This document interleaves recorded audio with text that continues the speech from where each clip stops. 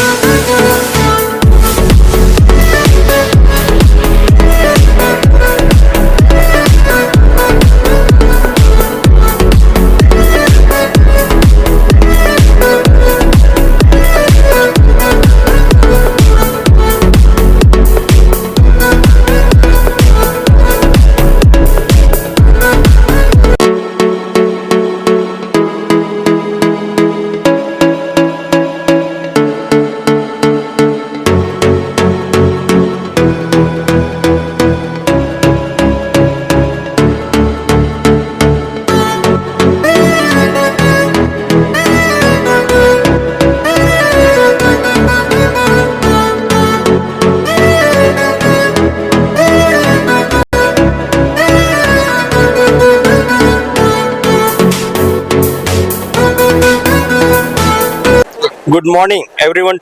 Today, in lieu of 25th year Silver Jubilee celebration, we gather to celebrate the spirit of giving and kindness. The joy of giving is a reminder that even the smallest act of generosity can make a big difference in someone's life. As we come together to donate and support those in need, let us remember that giving is not just about sharing our resources but also about spreading love, care, and compassion. Let us embrace the joy of giving and make a positive impact on our community. Thank you.